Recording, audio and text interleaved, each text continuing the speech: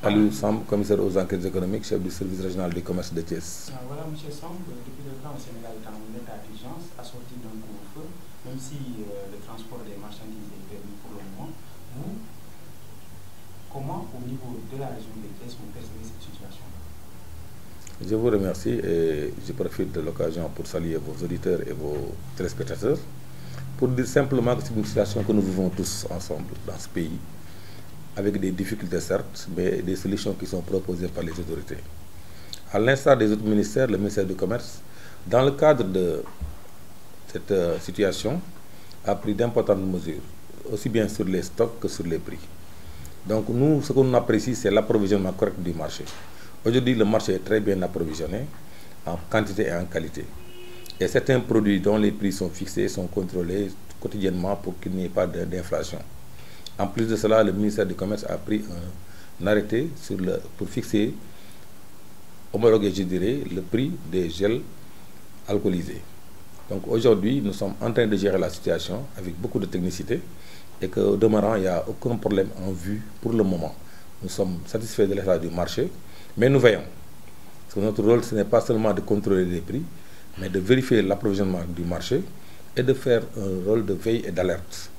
Chaque fois qu'il y a une possibilité de tension ou de reprise de stock sur un produit, nous alertons l'autorité. Et aujourd'hui, au-delà des produits alimentaires de base, nous avons allié même à notre structure de stock l'aliment de bétail. Et les légumes aussi, nous voyons la quantité qu'il y a sur le marché. C'est l'oignon, la pomme de terre et les autres condiments.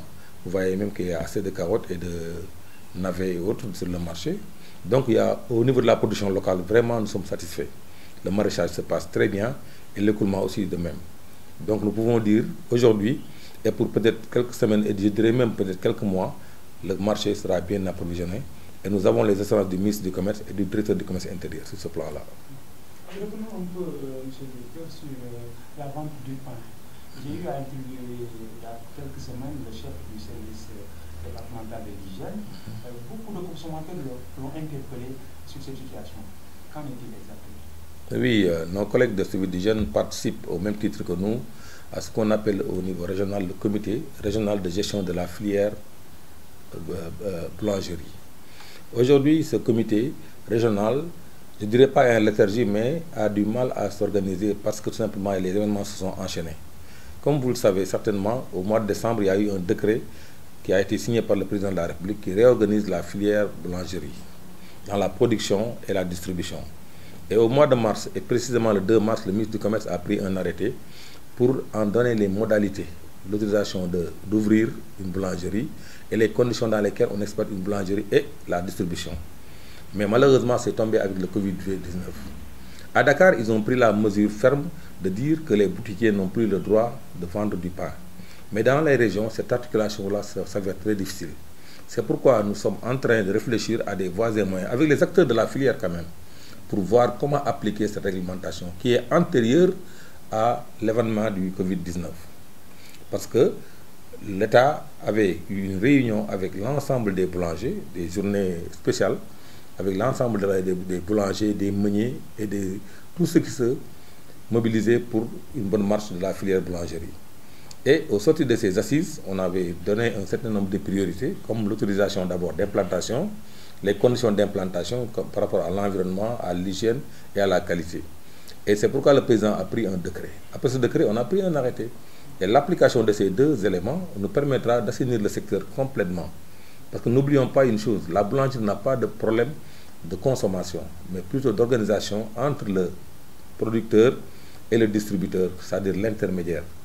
Et aussi les conditions de distribution que sont les motos Jakarta, les vélos, même dans des sacs avec des charretiers, tout ça on le voit sur le marché. Nous sommes en train de lutter pour assainir tout cela. Mais en attendant l'application de cette réglementation, les mesures d'hygiène s'appliquent à tous.